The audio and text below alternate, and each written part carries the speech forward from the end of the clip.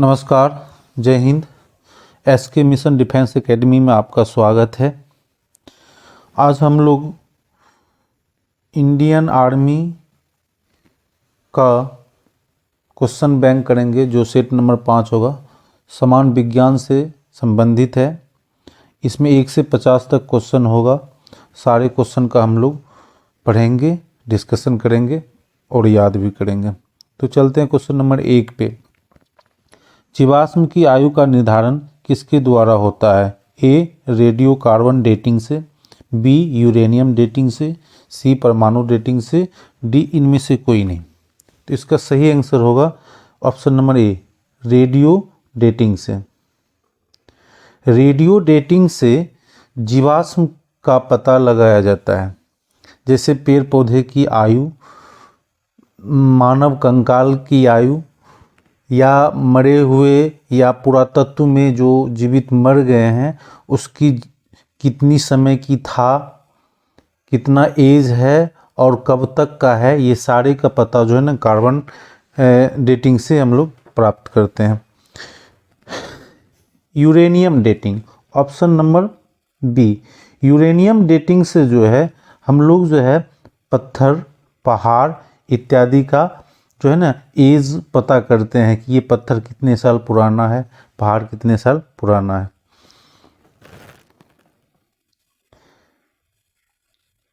चलते हैं question number 2 पे। क्वेश्चन नंबर 2 है, पोलोनियम की खोज किसने किया है? A. Rutherford, B. Henri Becquerel, C. Madam Curie, D. Roentgen. तो इसका सही आंसर होगा option number C, madam Curie ने। मैडम क्यूरी ने पोलोनियम का खोज किया था। रेडियम का खोज भी मैडम क्यूरी ने ही किया था। मैडम क्यूरी और दंपति इसका पीएड क्यूरी। पोलोनियम, इसका जो संकेत होता है पीओ और इसका परमाणु संख्या होता है 84। यदि परमाणु द्रव्यमान की बात कहा जाए तो इसका 209 होता है। ये रेडियो एक्टिविटी तत्व है। यदि परमाणु संख्या 84 है, परमाणु द्रव्यमान 209 है, तो आप लोग कमेंट करके बताइए कि इसमें न्यूट्रॉनों की संख्या कितनी है। रेडियम, इसका जो संकेत होता है Ra होता है। इसका परमाणु संख्या 88 और परमाणु द्रव्यमान 226। तो इसका न्यूट्रॉनों की संख्या कितनी होगा आप लोग निकाल के कमेंट में लिखें। रदरफोर्ड, ये नाभिक का खोज किया है। हेनरी बेकलर गामा किरण का, और रॉन्टजन तो आप एक्सरे का खोज किया। चलते हैं क्वेश्चन नंबर 3 पे। उत्तल दर्पण द्वारा बना प्रतिबिंब होता है? ए. वास्तविक तथा सीधा होता है, बी. वास्तविक तथा उल्टा होता है, सी. काल्पनिक तथा सीधा होता है, डी. काल्पनिक तथा उल्टा होता है। तो इसका राइट आंसर होगा उत्तल दर्पण द्वारा बना प्रतिबिंब काल्पनिक तथा सीधा होता है, ऑप्शन नंबर सी। उत्तल दर्पण, उत्तल दर्पण किसे कहते हैं थोड़ा सा इसके बारे में हम लोग जान जाते हैं। जिसका परावर्तक सतह जो है, उत्तल दर्पण मान लिया जाए कि ये रहा इस प्रकार का, जिसका जो है परावर्तक सतह क्या हो, उभरा हो, और अंदर के भाग क्या हो, कलाई किया हुआ हो, तो इस प्रकार के दर्पण को हम लोग उत्तल दर्पण कहते हैं। और अवतल दर्पण कहते हैं जिसका कि बाहर की भाग क्या हो, रंगा हुआ हो, और अंदर का भाग क्या हो, परावर्तक सतह हो। इस प्रकार की दर्पण को हम लोग क्या कहते हैं, अवतल दर्पण कहते हैं। तो आप लोग बताइए जरा कि दर्पण सूत्र क्या होता है।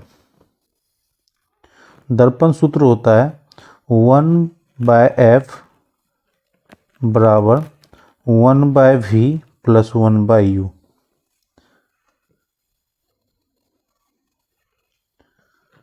आगे चलते हैं हम क्वेश्चन नंबर 4 पे। क्वेश्चन नंबर 4, है कि गोलीय दर्पण की फोकस दूरी उसकी वक्रता त्रिज्या क्या क्या होती है? ए आधी, बी दुगुनी, सी तिगुनी, डी चौथाई। तो इसका सही आंसर होगा इसकी आधी होती है। वक्रता त्रिज्या क्या होती है? आधी होता है। मतलब एक फॉर्मूला है आर बराबर एफ बराबर आर बाय 2। एफ बराबर आर बाय 2। क्वेश्चन नंबर 4, गोलीय दर्पण की फोकस दूरी उसकी वक्रता त्रिज्या का क्या होती है? ए आधी, बी दुगुनी, सी तिगुनी, डी चौगुनी। तो इसका राइट आंसर होगा आधी होती है। गोलीय दर्पण की फोकस दूरी मतलब एफ जो होता है आर बाय 2 होता है। क्वेश्चन नंबर 5, हजामत बनाने के लिए किस दर्पण का व्यवहार किया जाता है? ए उत्तल दर्पण, बी अवतल दर्पण, सी समतल दर्पण, डी गोलीय दर्पण। तो इसका राइट आंसर होगा अवतल दर्पण। हजामत बनाने के लिए अवतल दर्पण का प्रयोग करते हैं। अवतल दर्पण का जो प्रयोग है दाढ़ी बनाने में, डॉक्टर के द्वारा आँख कान नाक के को देखने के लिए, सोलर कुकर में और गाड़ी के हेडलाइट में, ये सारे चीज में जो है अवतल दर्पण का प्रयोग करते हैं। अवतल दर्पण को हम लोग कॉनकेव लेंस कॉनकेव मिरर कहते हैं और उत्तल दर्पण को जो है कॉन्वेक्स मिरर कहते हैं। एक बार फिर से सुन लें कि अवतल दर्पण को कॉनकेव मिरर कहते हैं और उत्तल दर्पण को कॉन्वेक्स मिरर कहते हैं। हिंदी में यदि बोला जाए तो अवतल दर्पण को अभिसारी दर्पण कहते हैं और उत्तल दर्पण को अपसारी दर्पण कहते हैं। दर्पण सूत्र की बात किया जाए तो 1/f बराबर होगा 1/u + 1/v। चलते हैं क्वेश्चन नंबर 6, द्रव्य का आपेक्षिक घनत्व मापा जाता है। बहुत अच्छा क्वेश्चन है, कई बार आर्मी पूछ चुका है इस क्वेश्चन को और हमेशा पूछते रहता है।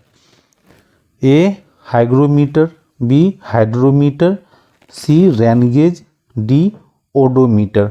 तो इसका सही आंसर होगा option number B hydrometer. Hydrometer इसका राइट आंसर होगा, option number B. Option number A hygrometer है। हाइग्रोमीटर से क्या मापा जाता है? तो हाइग्रोमीटर से जो है वायु की आर्द्रता मापा जाता है। यदि आर्द्रता की बात किया जाए वायु का तो हाइग्रोमीटर से। ये क्वेश्चन 2020 के जो है आर्मी जीडी में पूछ चुका है कि हाइग्रोमीटर से क्या मापते हैं। रेन गेज जो है ये वर्षा को मापा जाता है और सीसी में मापा जाता है। रेन गेज वर्षा की मापने का यंत्र है रेन गेज। ओडोमीटर जो है चाल एवं दूरी मापा जाता है ओडोमीटर से। चलते हैं क्वेश्चन नंबर 7 पे, दूध की शुद्धता किस यंत्र से मापी जाती है? ए लैक्टोमीटर, बी फैदोमीटर, सी हाइग्रोमीटर और डी टेकोमीटर। तो इसका राइट आंसर होगा ए लैक्टोमीटर। फैदोमीटर जो है समुद्र की गहराई मापा जाता है और टेकोमीटर जो है वायुयान की गति मापा जाता है टेकोमीटर। चलते हैं क्वेश्चन नंबर 8 पे, मोटर गाड़ी की चालक के सामने लगा रहता है उत्तल दर्पण, अवतल दर्पण, समतल दर्पण और एक लेंस। तो इसका राइट आंसर होगा मोटर गाड़ी के सामने जो लगा रहता है दर्पण वो दर्पण है उत्तल दर्पण। उत्तल दर्पण गाड़ी के साइड मिरर में रहता है। एक क्वेश्चन और आता है कि कौन सा दर्पण बड़ा प्रतिबिंब बनाता है? तो अवतल दर्पण बड़ा प्रतिबिंब बनाता है, उत्तल दर्पण छोटा प्रतिबिंब बनाता है। यदि लेंस की बात कहा जाए तो लेंस में उत्तल लेंस बड़ा प्रतिबिंब बनाता है, अवतल लेंस छोटा प्रतिबिंब बनाता है। चलते हैं क्वेश्चन नंबर 9 पे। फोटोग्राफी कैमरे का अभिदृश्यक होता है अवतल लेंस, उत्तल लेंस, उत्तल दर्पण एवं अवतल लेंस। तो इसका सही आंसर होगा ऑप्शन नंबर बी, उत्तल लेंस। फोटोग्राफी कैमरे में जो है अभिदृश्यक के रूप में जो होता है वो उत्तल लेंस होता है। क्वेश्चन नंबर 10 है, मानव में हवा का पानी में हवा का बुलबुला किस तरह कार्य करता है? ए, उत्तल दर्पण, बी, अवतल दर्पण, सी, उत्तल लेंस, डी, अवतल लेंस। तो इसका राइट आंसर होगा अवतल लेंस। पानी में जो है हवा का जो बुलबुला है वो अवतल लेंस की तरह कार्य करता है। क्या है इसके पीछे रीजन? इसके पीछे रीजन है कि हवा पानी की तुलना में क्या होता है, कम सघन होता है। पानी हवा की तुलना में अधिक सघन होता है। इसमें जो बुलबुला होता है ये प्रकाश की किरण को क्या करता है, पानी से हवा में विचलन कर देती है, जिसके कारण जो है ये अवतल लेंस के जैसा व्यवहार कर देता है। चूँकि अवतल लेंस में जो प्रकाश का क्या होता है, विचलन होता है, इसलिए पानी में हवा का बुलबुला अवतल लेंस जैसा कार्य करता है। चलते हैं क्वेश्चन नंबर 11।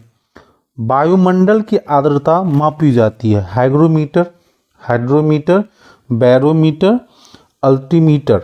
तो इसका राइट आंसर होगा, आर्द्रता मापने की बात आ रहा है वायुमंडल में तो हाइग्रोमीटर, अभी जस्ट पढ़ाएं। क्वेश्चन नंबर 12, भूकंप मापी यंत्र है सिस्मोग्राफ, कार्डियोग्राफ, एस्टेर्बोस्कोप, डिक्टाफोन। तो इसका राइट आंसर होगा ए, सिस्मोग्राफ। भूकंप मापने की यंत्र जो है सिस्मोग्राफ है, और भूकंप की अध्ययन यदि कहा जाए तो वो सिस्मोलॉजी होगा। कार्डियोग्राफ, ये तो आप लोग जान रहे हैं, हृदय की विकार या रोग का पता लगाने के लिए।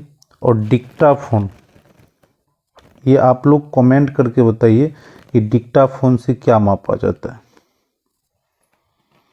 चलते हैं क्वेश्चन नंबर 13 पे। ध्वनि की तीव्रता मापी जाती है ए, डेसिबल में, बी, तरंग में, सी, आवृत्ति में, डी, श्रव्य तरंग में। तो इसका सही आंसर है ए, डेसिबल में। ध्वनि की तीव्रता जो मापी जाती है डेसिबल में मापी जाती है। क्वेश्चन नंबर 14, मानव रेटिना पर बना प्रतिबिंब होता है वास्तविक एवं सीधा, वास्तविक एवं उल्टा, काल्पनिक एवं सीधा, काल्पनिक एवं उल्टा। तो इसका राइट आंसर होगा वास्तविक एवं उल्टा। मानव के जो रेटिना पर बना प्रतिबिंब होता है वास्तविक एवं उल्टा होता है। तो मानव का जो आँख है इसमें कौन सा लेंस लगा रहता है? तो इसमें जो है उत्तल लेंस रहता है, उत्तल लेंस। यदि मानव आँख की लेंस का जो है मेगापिक्सल की बात किया जाए कि कितनी मेगापिक्सल का जो है ना मानव की लेंस रहता है, तो 576 मेगापिक्सल इसका कैमरा लेंस लगा रहता है, जो कि बहुत आवर्धित रहता है। दोनों आँख का लेंस जो है ना मिल के 576 मेगापिक्सल का इमेज बना सकता है।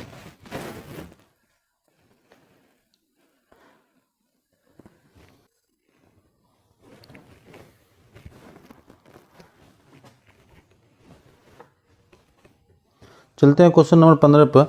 जब कोई वस्तु को दो समांतर समतल दर्पण के बीच रखी जाती है तो बने हुए प्रतिबिंब की संख्या होगी ए 2, बी अनंत, सी 5, डी 1। तो इसका राइट आंसर होगा ऑप्शन नंबर बी अनंत। अगला क्वेश्चन है, हृदय की गति सुनने के लिए किस यंत्र का प्रयोग किया जाता है? तो हृदय की गति सुनने के लिए स्टेथोस्कोप, सी, ऑप्शन नंबर सी। एक है सेक्सटेन, ये बहुत फिजिक्स में यूज होता है वर्ड सेक्सटेन। सेक्सटेंस जो है क्या मापा जाता है? कोण को मापा जाता है, कोण मापन। चलते हैं क्वेश्चन नंबर 17 में, वायुमंडल दाब की माप की जाती है। इजी क्वेश्चन है, आंसर दीजिए। ए लेक्टोमीटर, बी मैनोमीटर, सी ओडोमीटर, डी बैरोमीटर। तो इसका राइट आंसर होगा बैरोमीटर। बहुत बार क्वेश्चन पूछा है ये कि वायुमंडलीय दाब किससे मापा जाता है? बैरोमीटर से। लैक्टोमीटर से दूध की शुद्धता मापी जाती है। लैक्टोमीटर से दूध में कौन सी अम्ल रहता है? तो लैक्टिक अम्ल रहता है। चलते क्वेश्चन नंबर 18 पे, सरल सूक्ष्मदर्शी में वस्तु को रखा जाता है लेंस और प्रकाश के बीच, फोकस के बाहर, वक्ता केंद्र पर, अनंत पर। तो इसका राइट आंसर होगा लेंस और फोकस केंद्र के बीच रखा जाता है, ऑप्शन नंबर ए। चलते हैं क्वेश्चन नंबर 19 पर, वनस्पति तेलों से कृत्रिम घी बनाने में किस उत्प्रेरक का प्रयोग किया जाता है?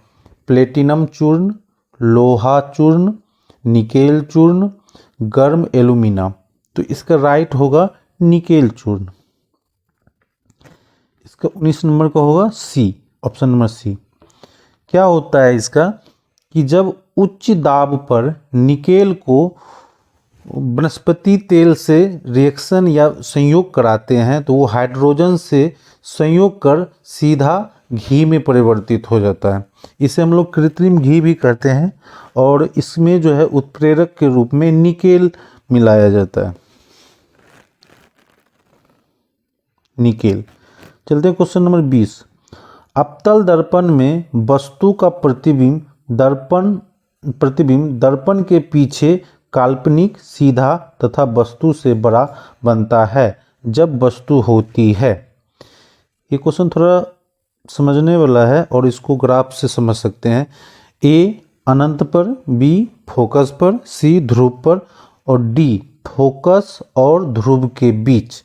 तो इसका राइट आंसर होगा फोकस और ध्रुव के बीच, क्योंकि दर्पण के जो हम नज़दीक आएंगे तो उसका जो है प्रतिबिंब तो बड़ा बनेगा अवतल दर्पण में। इसीलिए फोकस और ध्रुव के बीच यदि किसी वस्तु को रखेंगे तो उसका प्रतिबिंब बहुत बड़ा आवर्धित बनेगा। चलते हैं क्वेश्चन नंबर 21 पे, रक्त का दाब किस यंत्र से मापा जाता है? वेरी इंपॉर्टेंट क्वेश्चन और पूछ भी चुका है army. Pyrometer, sphygmomanometer, galvanometer, anemometer. तो इसका सही होगा स्फेग्नोमैनोमीटर, ऑप्शन नंबर बी।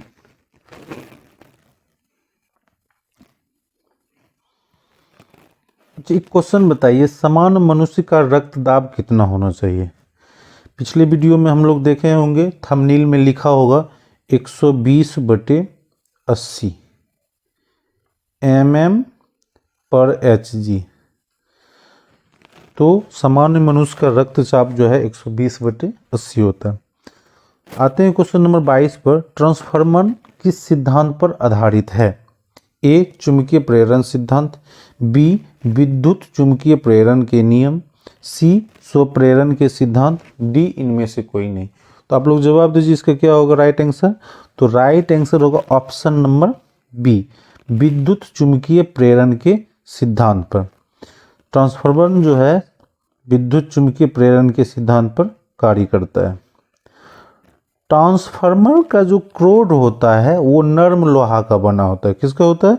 नर्म लोहा का बना होता है। और ये जो है ट्रांसफार्मर ये फैराडे के सिद्धांत पर कार्य करता है। किस सिद्धांत पर कार्य करता है? तो फैराडे के सिद्धांत पर कार्य करता है। ट्रांसफार्मर जो है AC टू AC में उच्च वोल्ट को निम्न वोल्ट को उच्च वोल्ट में कन्वर्ट करता है। आते हैं क्वेश्चन नंबर 23 में। ट्रांसफार्मर प्रयुक्त होता है A AC को DC में, B DC को AC में, C DC वोल्टेज में उपचयन या अपचयन करने के लिए, AC वोल्टेज में उपचयन या अपचयन करने के लिए। तो इसका जवाब दीजिए आप लोग, अभी जस्ट बताएं हम लोग। इसका राइट आंसर होगा option number D, AC voltage में अपचयन या उपचयन करने के लिए। क्वेश्चन नंबर 20, व्हीटस्टोन ब्रिज का व्यवहार किसे मापने में किया जाता है? A विभव बल, B धारा, C प्रतिरोध, D आवेश। इसका राइट आंसर होगा प्रतिरोध। बहुत अच्छा क्वेश्चन है और टेक्निकल को पूछ चुका है ये क्वेश्चन कि व्हीटस्टोन से क्या मापा जाता है? तो प्रतिरोध मापा जाता है। पानी, अगला क्वेश्चन है, पानी के अंदर ध्वनि सुनने वाला यंत्र है ऑडियोमीटर, ऑडियोफोन, हाइड्रोमीटर, हाइड्रोफोन। तो इसका राइट आंसर होगा बहादुर, इसका राइट आंसर होगा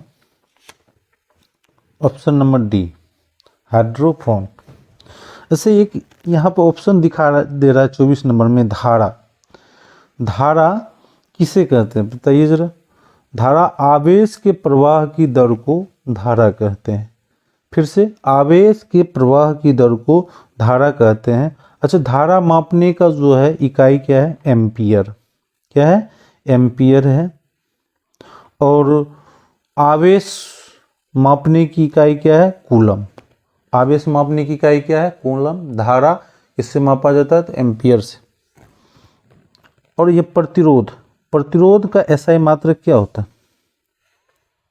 प्रतिरोध का SI मात्रक ओम होता है।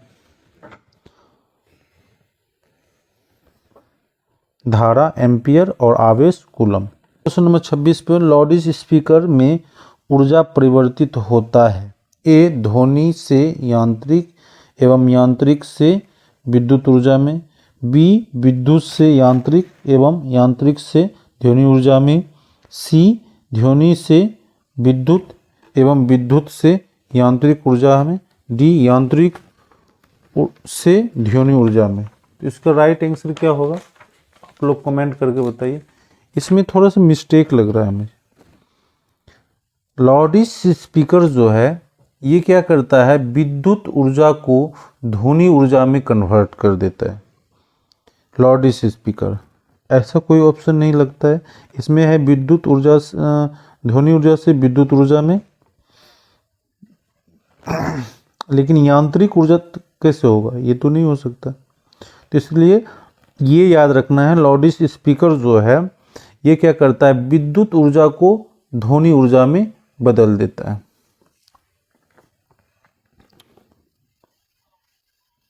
चलते हैं क्वेश्चन नंबर 27। निम्नलिखित में से किस यंत्र में यांत्रिक ऊर्जा विद्युत ऊर्जा में परिवर्तित हो जाता है? तो इसका सही आंसर होगा डायनेमो। बहुत अच्छा क्वेश्चन है। यांत्रिक ऊर्जा को विद्युत ऊर्जा में कौन कन्वर्ट कर देता है? तो डायनेमो। जस्ट इसका उल्टा, विद्युत ऊर्जा को यांत्रिक ऊर्जा में कौन कन्वर्ट कर देता है? तो विद्युत मोटर। आगे चलते हैं हम लोग क्वेश्चन नंबर 28 में। निम्नलिखित में कौन सी युक्ति विद्युत ऊर्जा को यांत्रिक ऊर्जा में कन्वर्ट कर देते हैं? अभी जस्ट हम लोग बताए हैं 28 का क्या होगा? मोटर। रासायनिक ऊर्जा को विद्युत ऊर्जा में परिवर्तित कर देता है। A dynamo, B electric heater, C battery, D परमाणु बम। तो इसका राइट आंसर होगा रासायनिक ऊर्जा को विद्युत ऊर्जा में बैटरी। अच्छा, इलेक्ट्रिक हीटर, इलेक्ट्रिक हीटर जो है ये क्या कार्य करता है? इसका क्या कार्य है? इसका कार्य है विद्युत ऊर्जा को ऊष्मा ऊर्जा में परिवर्तित कर देना, इलेक्ट्रिक हीटर। अगला आते हैं, रेक्टिफायर का प्रयोग किया जाता है उच्च वोल्टेज को निम्न वोल्टेज में बदलने के लिए, निम्न वोल्टेज को उच्च वोल्टेज में बदलने के लिए, सी डीसी को एसी में बदलने के लिए, डी एसी को डीसी में बदलने के लिए। तो इसका राइट आंसर होगा एसी को डीसी में बदलने के लिए। रेक्टिफायर का प्रयोग होता है एसी को डीसी में बदलने के लिए, और रेक्टिफायर का यूज जो होता है रेडियो सिग्नल डिटेक्शन में, रेडियो सिग्नल डिटेक्शन में रेक्टिफायर को प्रयोग किया जाता है, रेंजिंग बढ़ाने या घटाने में। क्वेश्चन नंबर 32 है, शुष्क सेल में किस तरह की ऊर्जा निहित होती है? ए आंतरिक ऊर्जा, बी विद्युत ऊर्जा, सी रासायनिक ऊर्जा, डी ताप। तो शुष्क सेल में जो है रासायनिक ऊर्जा रहता है, ऑप्शन नंबर सी। चलते हैं क्वेश्चन 33 पे, किसकी उपस्थिति के कारण किसी पादप कोशिका और पशु कोशिका में अंतर पाया जाता है? बहुत बार क्वेश्चन ये जो है ना आर्मी एनए को पूछ चुका है, आर्मी जीडी को पूछ चुका है। इस क्वेश्चन को हम लोग समझते हैं, जो पादप कोशिका होता है, जो पादप कोशिका होता है, जो जंतु कोशिका होता है, उसके दोनों बीच में यदि कोई चीज़ डिफरेंट है तो वो है सेल भित्ति, option number C, sorry option number B, cell भित्ति, कोशिका भित्ति।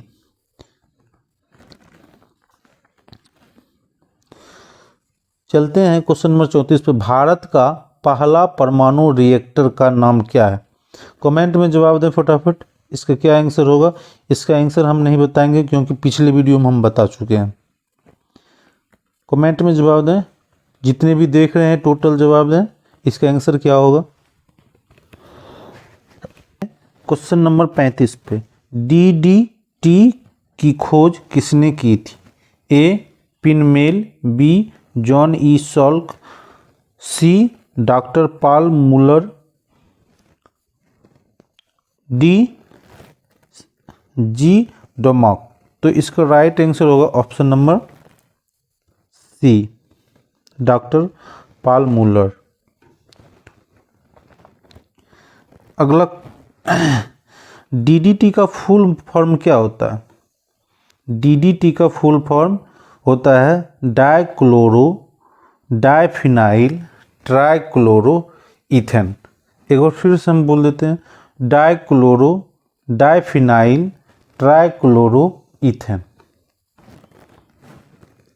चलते हैं क्वेश्चन नंबर 36 पर, भारतीय अंतरिक्ष अनुसंधान समिति के अध्यक्ष कौन थे? ए विक्रम साराभाई, बी मेघनाद शाह, सी सीवी रमन, डी अब्दुल कलाम। तो इसका राइट आंसर होगा एपीजे अब्दुल कलाम।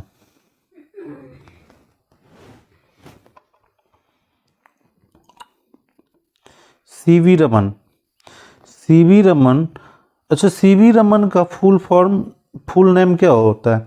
चंद्रशेखर वेंकट रमन। और सीवी रमन का जन्म कब हुआ था? सीवी रमन का जन्म क्या हुआ था? आप लोग कमेंट करके बताएं, पिछले वीडियो में भी हम बताए थे।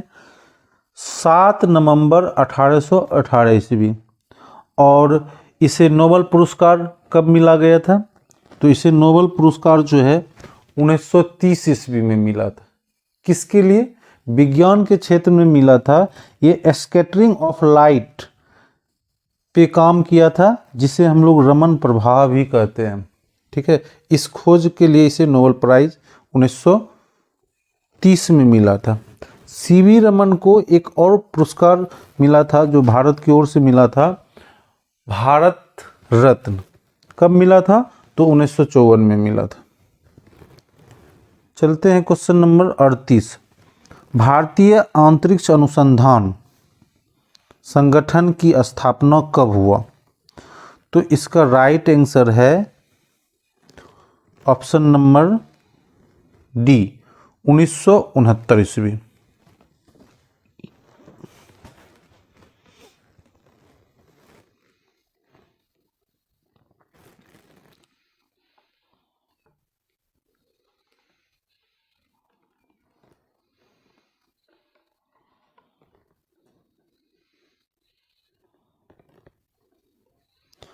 चलते हैं क्वेश्चन नंबर 37 पे। पेंसिलिन की खोज किसने की थी? ए ट्रेजर, बी अलेक्जेंडर फ्लेमिंग, सी वैक्समैन, डी लुइस पास्चर। तो इसका राइट आंसर होगा ऑप्शन नंबर बी। पेंसिलिन का खोज जो है अलेक्जेंडर फ्लेमिंग ने किया था। अगला क्वेश्चन है, भारतीय अंतरिक्ष अनुसंधान संगठन कब स्थापना हुई थी? ए 1970, बी 1994, सी 1872, डी 1969। तो इसका राइट आंसर होगा ऑप्शन नंबर डी।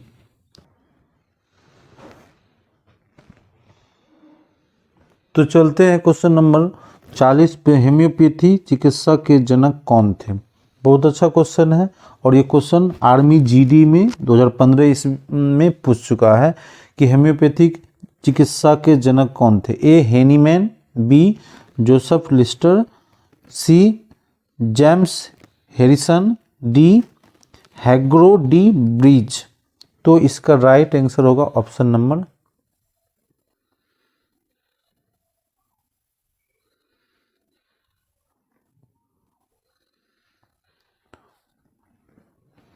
चलते हैं क्वेश्चन नंबर 40 पे। होम्योपैथी चिकित्सा के जनक कौन थे? बहुत अच्छा क्वेश्चन है और ये क्वेश्चन जो है आर्मी जीडी पूछ चुका है 2015 ईस्वी में। तो A Hahnemann, B Joseph Lister, C James Harrison, D हैग्रो डी ब्रिज। तो इसका राइट आंसर होगा ऑप्शन नंबर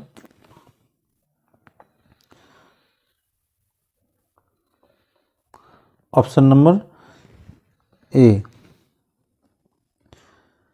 चलते क्वेश्चन नंबर 41 पर। कल्पना चावला का जन्म कहाँ हुआ था? ए करनाल, बी इज्जतनगर, सी कोलकाता, डी पटना। तो इसका राइट आंसर है ऑप्शन नंबर ए करनाल में। कब हुई थी जन्म? तो इसका जन्म जो है 17 मार्च 1962 ईस्वी। 17 मार्च 1962 करनाल में हुआ था। आप लोग कमेंट करके बताइए कि करनाल किस राज्य में है। ऑप्शन नंबर 42 है antiseptic surgery, sorry question number 42 है। चलते हैं क्वेश्चन नंबर 42 पे। एंटीसेप्टिक सर्जरी का आविष्कार किसने किया था? A Edward Jenner, B Joseph Lister, C Robert Hooke, D Leeuwenhoek. तो इसका राइट आंसर होगा जोसेफ लिस्टर। एंटीसेप्टिक का जोसेफ लिस्टर ने किया था। क्वेश्चन नंबर 43 है भारत का प्रथम परमाणु बिजली घर कहाँ प्रारंभ किया गया? ए भोपाल, बी रावतभाटा, सी तारापुर, डी बेंगलोर। तो इसका राइट आंसर होगा सी तारापुर। 44 है भारत के पृथ्वी प्रक्षेपास्त्र की तुलना रूस के किस प्रक्षेपास्त्र से की जाती है? ए अग्नि, बी नामेक, सी स्कर, डी नाग। ये क्वेश्चन भी पूछ चुका है जीडी को। आप लोग ध्यान से पढ़ें और क्वेश्चन आप लोग समझें। क्वेश्चन का लैंग्वेज चेंज हो रहा है लेकिन सारा क्वेश्चन प्रीवियस ईयर का क्वेश्चन है। सारा क्वेश्चन मैं ऑल ट्रेड से कलेक्ट करके आपको पढ़ा रहा हूँ, इसलिए क्वेश्चन ध्यान से पढ़ें। किसी लड़का का कमेंट आता है कि सर इतना भारी क्यों पूछेगा, तो मैं बता देता हूँ कि आपको सिर्फ देखने में भारी लग रहा है, क्वेश्चन भारी है नहीं। मैं सारे क्वेश्चन को एकदम खुल के डिटेल से पढ़ा रहा हूँ और सभी क्वेश्चन याद करें और जो याद नहीं होता है उस क्वेश्चन को बार बार उस वीडियो को देखें, बार बार पढ़ें। जब तक याद नहीं करें तब तक आगे नहीं बढ़ें। एक एक है ना दशरथ मांझी का डायलॉग, जब तक तोड़ेंगे नहीं तब तक छोड़ेंगे नहीं। इसी तरह से जब तक वीडियो याद नहीं होए तो वीडियो को रिपीट करते रहिए, देखते रहिए। 2 घंटा 3 घंटा याद होगा, 2-3 घंटा में बिल्कुल याद हो जाएगा बहादुर, बिल्कुल याद हो जाएगा, याद कीजिए। क्वेश्चन नंबर 45 है, भारत की प्रथम महिला अंतरिक्ष यात्री कौन थी? बहुत अच्छा क्वेश्चन है और पूछा भी गया क्वेश्चन है। संतोष यादव, बचेंद्री पाल, युक्ता मुखी और कल्पना चावला। तो इसका राइट आंसर होगा कल्पना चावला। चलते हैं क्वेश्चन नंबर 46 पर। जेनेटिक्स कोड की खोज किसने की थी? लुईस पास्चर, पिनमैन, जॉन सॉल्क, हरगोविंद खुराना। तो इसका राइट आंसर होगा हरगोविंद खुराना। ये क्वेश्चन मैं पिछले वीडियो में बहुत डिटेल से कराए थे, इसीलिए मैं स्किप करके आगे बढ़ रहा हूँ। क्वेश्चन नंबर 47, उत्परिवर्तन का सिद्धांत किसने दिया था? ए मेंडल, बी मेंडलीफ, सी डार्विन, डी हैगरो, डी ब्रिज। तो इसका राइट आंसर होगा ऑप्शन नंबर डी। चलते हैं क्वेश्चन नंबर 48 पे। रक्त परिवहन की खोज किसने की थी? A William Harvey, D Ronald Ross, C Robert Koch, D Banting. तो इसका राइट आंसर होगा विलियम हार्वे। बहुत डिटेल से कराया है क्वेश्चन को बहादुर। चलते हैं क्वेश्चन नंबर 49 पे। श्रीहरिकोटा प्रक्षेप केंद्र कहाँ स्थित है? ये भी क्वेश्चन आर्मी जीडी पूछ चुका है। ए तारापुर, बी आंध्र प्रदेश, सी राजस्थान, डी खड़गवासला। तो इसका राइट आंसर क्या होगा? आंध्र प्रदेश। श्रीहरिकोटा किस राज्य में स्थित है? तो आंध्र प्रदेश में स्थित है। क्वेश्चन नंबर 50 और अंतिम क्वेश्चन है बहादुर, इस क्वेश्चन को ध्यान से देखेंगे। भारत में अपना पहला परमाणु विस्फोट कहाँ किया था? ए तारापुर, बी पोखरन, सी इज्जतनगर, डी अहमदाबाद। तो इसका राइट आंसर होगा ऑप्शन नंबर बी, पोखरन में। अब सवाल उठता है कि सर पोखरन में भारत का पहला परमाणु विस्फोट कब कराया गया था? तो इसका राइट आंसर होगा 18 में 1974 ईस्वी को भारत में पहला परमाणु विस्फोट कराया गया था। इस तरह से हम लोग का 50 क्वेश्चन पूरा हुआ। हम फिर एक बार बोलना चाहते हैं आप लोग को कि जब तक क्वेश्चन याद नहीं हो तब तक वीडियो को आप देखते रहें। क्वेश्चन याद करके ही यहाँ आना है मेरे पास, ठीक है? तो आप लोग क्वेश्चन याद कीजिए। थैंक यू, धन्यवाद।